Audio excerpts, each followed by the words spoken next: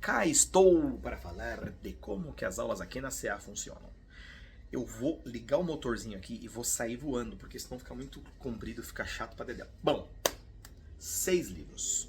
Objetivo dos livros 1 e 2, gramática. Eu preciso estruturar o aluno gramaticalmente falando.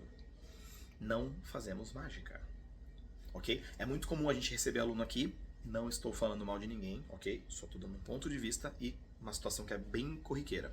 Ô Christopher, eu vou falar em português como se fosse inglês, tá? Ô Christopher, eu preciso falar inglês, eu fazer inglês um tempo em escola X, ou eu acaba não procura muito método e gramática, eu achar que não preciso, então quando eu chego fala bem, mas eu preciso, né, eu quero praticar conversação. Para tudo, volta. Vamos ver livro 1, só para lembrar. Por que é do, por que é does, por que é did, por que é verbo to be, por que inverte, por que foi pra cá, por que foi pra lá.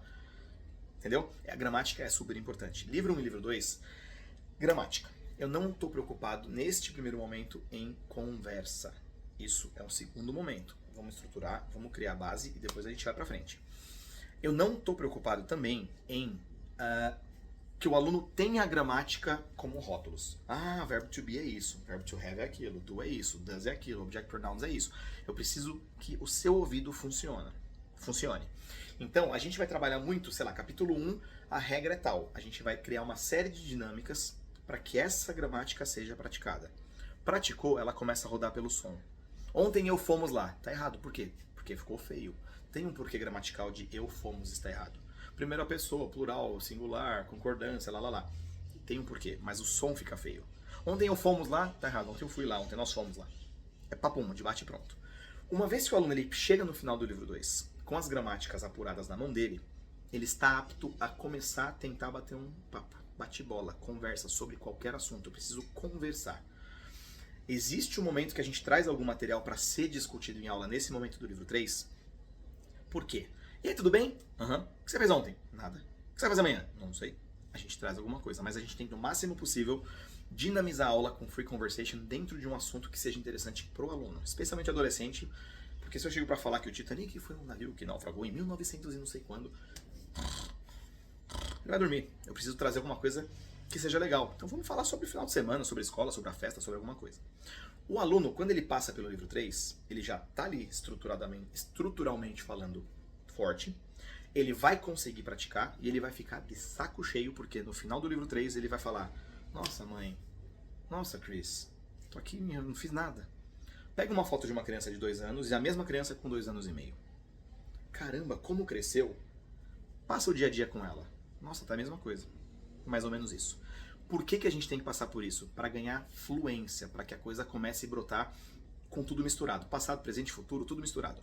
Por quê? Livro 4, 5 e 6 eu vou condensar aqui, porque senão eu vou ficar muito tempo falando. A gente trabalha com coisas que não existem em português. Se você já fala inglês, present perfect. É a primeira estrutura gramatical que a gente aprende com peso, que não existe uma comparação com o português. Logo, se você consegue usar essa estrutura sem pensar, a coisa começa a acontecer, porque você literalmente desliga o português da sua cuca. Isso que eu tô querendo falar um pouco de comparação. Pensa o seguinte: digamos que não tem como eu falar que eu estou com fome em português. Então eu tenho que achar um jeito para falar que eu tô com fome. Eu vou achar um jeito.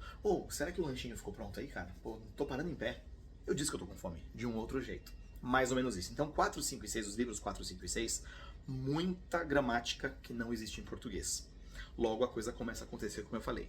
Livro 1 e 2 a gente não se preocupa tanto em ficar falando só inglês em aula. Tradução a gente tenta cortar o máximo possível. Agora, o português em si a gente não se preocupa tanto. Livro 3 a gente começa a passar uma faquinha ali. Livro 4 vira tolerância zero, exceto quando é necessário para explicar algum ponto gramatical que tem que ficar muito bem ali, para que não haja nenhum tipo de dúvida. Então, a coisa começa, porque vira uma imersão. A gente bate papo na aula por 30 minutos, 20 minutos, às vezes um pouquinho, às vezes um pouco mais, às vezes uma aula inteira, mas depois a gente compensa para poder focar no livro. E só em inglês. Quem fala português, a instrução que a gente tem aqui é o quê? Desculpa, não fala português. Não, Chris, é rapidinho. Rapidinho. Sorry, I don't speak Portuguese. Não, Chris, é porque... É porque... Cara, eu começo tanto a bater nele que ele vira e fala: ok, Christopher, I'll speak English with you, ok? Yesterday I was in my house and... nojento, falou inglês, né? A coisa começa a acontecer, tá? Os grupos aqui, máximo 4 alunos. Não trabalhamos com mais que isso, porque a gente condensa todo mundo junto. Trabalharemos com uma rotação de professores. Muito legal isso, porque a rotação dos professores, uma semana um professor, outra semana outro professor, outra semana outro professor, e assim até completar o rodízio. Em alguns horários a gente tem praticamente a tarde inteira os 8 professores rodando, de manhã 5 ou 4, depende do horário. Essa rotação é legal por sotaque. Enquanto um fala porta, outro vai falar porta, outro vai falar porta, e quando aparecer um outro sotaque que não é daqui, vai ser só mais um. Então ele já vai estar começando a ficar um pouco ali no meio de todo mundo. Didática, cada um tem a sua. A metodologia vai repetir com todo mundo que eu acabei de falar aqui. Mas a didática é muito, muito singular. Eu jamais tento mudar a didática de um professor. Se eu entendo que a didática desse professor, ela bate com o que eu acho que é interessante para agregar ao time, vem pra cima. A metodologia não. Ali a gente tem que trabalhar muito igual para você ter exatamente o que você está ouvindo aqui de mim agora. E essa rotação ela não é largada. Não é assim, hoje a aula foi da página 1 à página 10, próxima aula da página 11 à página 15, da outra, não. Tem 2 coordenadores, um que fica ativamente rodando as aulas e um que fica no backstage ali monitorando tudo que está acontecendo. Por quê? Para que seja feita uma programação para as demais aulas. Então, quando o professor chega aqui, ele chega com, nos últimos capítulos tivemos, e aí a coisa acontece. E aí, esse professor dá os pitacos, dá a sugestão, a gente escuta, a gente faz reunião, a gente entende, troca um aluno daqui, põe um aluno para lá, e a coisa segue, tá bom? Bom, acho que eu tentei falar o mais rápido que deu.